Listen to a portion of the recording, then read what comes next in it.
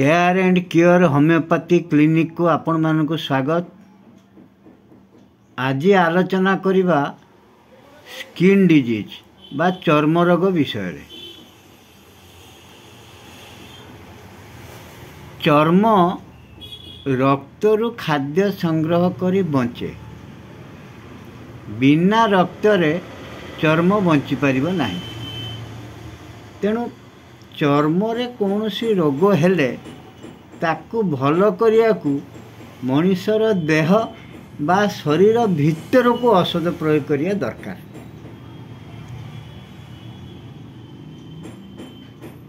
चर्म रोग को आमे साधारणतः एक साधारण रोग बोली धरी नहीं थाउ।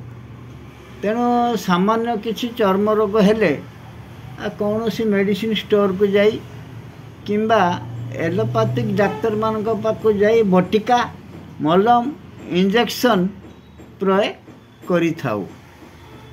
यार प्रयोग रे चर्म रोग भल हो गले मध्य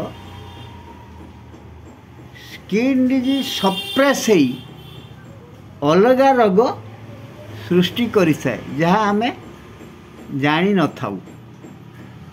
आमे तो किछि समय पाई आत्मतृप्ति लाभ करू जे जहाँ आम स्किन भल हो गला, किंतु तार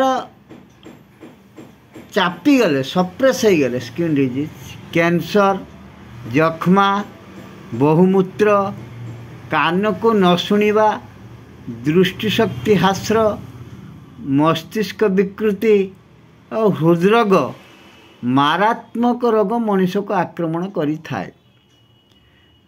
मनुष्य ए रोग को चिकित्सा करि न पारिले मृत्यु मुखर मध्य पड़ी थाए।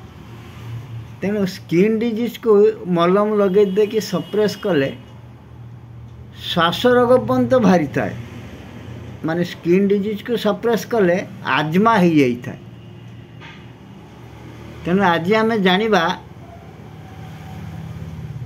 चर्म रोगर निराकरण होमियोपैथिक चिकित्सा व्यवस्था विषय रे। सोरियासिस चर्म रोगर गोटे विराट बड़ रोग एटा सोरियासिस बोली कहती।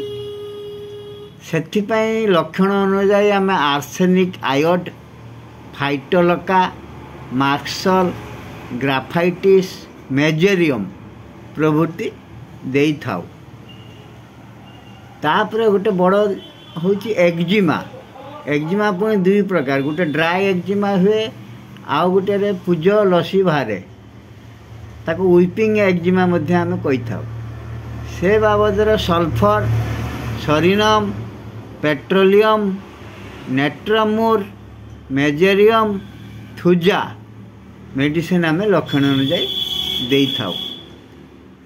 कॉमन स्किन डिजीज रे आमे फंगल इन्फेक्शन हो कि अलगा स्किन डिजीज रे आमे डर्माटाइटिस बोली मध्य कहि थाउ। ए डर्माटाइटिस पई आर्सेनिकाल सल्फर रॉकस्टॉक्स पेट्रोलियम कालाडियम ग्राफाइटिस मेजेरियम और इचनेसिया मदर टिंचर मध्य व्यवहार करि थाउ। एनी फंगल इन्फेक्शन पई ए फनगन टैबलेट यह बहुत लाभदायक। ये फनगन टैबलेट गोटे लेखा टैबलेट दिन को 3 थर लेखा उषुम पानी सांगे खाइले यह भल होता है। फनगन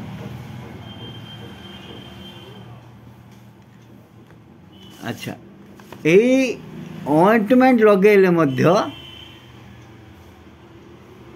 रिंगो ऑइंटमेंट एक्सटर्नल यूज ए ऑइंटमेंट एक्सटर्नल यूज कले सुफल मिली थाए। चर्म रोग आरोग्य लाभ होता है। धन्यवाद।